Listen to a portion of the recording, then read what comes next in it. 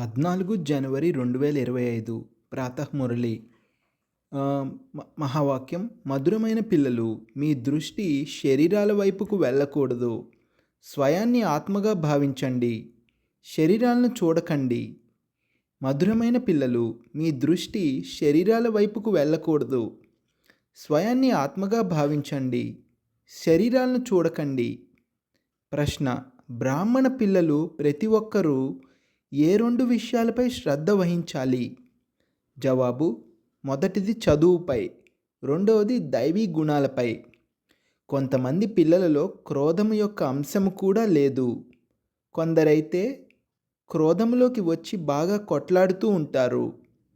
మేము దైవీ గుణాలను ధారణ చేసి దేవతలుగా అవ్వాలి అని పిల్లలు భావించాలి. ఎప్పుడూ కోపంలోకి వచ్చి మాట్లాడకూడదు. బాబా అంటారు, ఏ పిల్లలలోనైనా క్రోధము ఉంటే వారు భూతనాదులు, భూతనాదినీలు. ఇటువంటి భూతాలు ఉన్న వారితో మీరు మాట్లాడకూడదు. ధారణ కొరకు ముఖ్య సారము. మొదటి పాయింట్: జ్ఞానాన్ని స్మరణ చేస్తూ అతీంద్రియ సుఖములో ఉండాలి. ఎవరితోనూ కఠినముగా మాట్లాడకూడదు. ఎవరైనా కోపంగా మాట్లాడితే వారి నుండి దూరంగా వెళ్ళిపోవాలి. రెండో పాయింట్: భగవంతునికి వారసునిగా అయ్యేందుకు ముందు వారిని మీ వారసునిగా చేసుకోవాలి. వివేకవంతులుగా అయి తమ సర్వస్వాన్ని తండ్రికి అర్పించి మమకారాన్ని తొలగించి వేయాలి. తమపై తామే దయ చూపించుకోవాలి. వరదానము: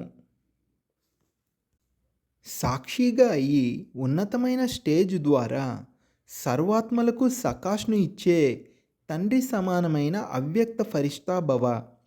సాక్షిగా అయ్యి ఉన్నతమైన స్టేజ్ ద్వారా సర్వాత్మలకు సకాష్ను ఇచ్చే తండ్రి సమానమైన అవ్యక్త ఫరిష్తా భవ.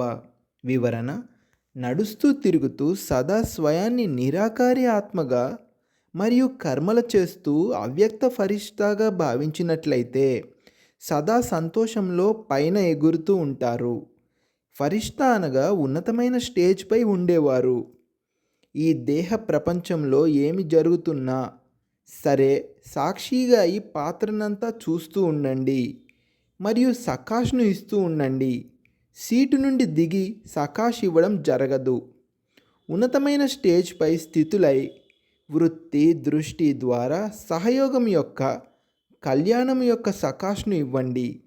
అంతేకాని మిక్స్ అయిన మానసిక స్థితితో కాదు.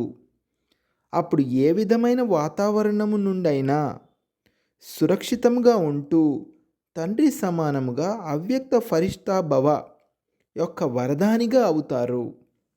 స్లోగన్: స్మృతి బలము ద్వారా దుఃఖాన్ని సుఖములోకి మరియు అశాంతిని శాంతిలోకి పరివర్తన చేయండి. స్మృతి బలము ద్వారా దుఃఖాన్ని సుఖములోకి మరియు అశాంతిని శాంతిలోకి పరివర్తన చేయండి. అవ్యక్త పాయింట్: మీ శక్తిశాలి మనసా ద్వారా సకాష్ను ఇచ్చే సేవ చేయండి. మీ శుభభావన, శ్రేష్ట కామన, శ్రేష్ట వృత్తి, శ్రేష్ట వైబ్రేషన్ల ద్వారా ఏ స్థానములోనైనా ఉంటూ మనసా ద్వారా అనేక ఆత్మల సేవను చేయగలరు. దీనికి విధి లైట్ హౌస్ మైట్ హౌస్గా అవ్వటము. ఇందులో స్థూల సాధనాలు, అవకాశాలు లేక సమయం యొక్క ప్రాబ్లం ఉండదు. కేవలం లైట్ మైట్తో అనగా జ్ఞానము, యోగముతో సంపన్నముగా అయ్యే అవసరము ఉంది. ఓం శాంతి.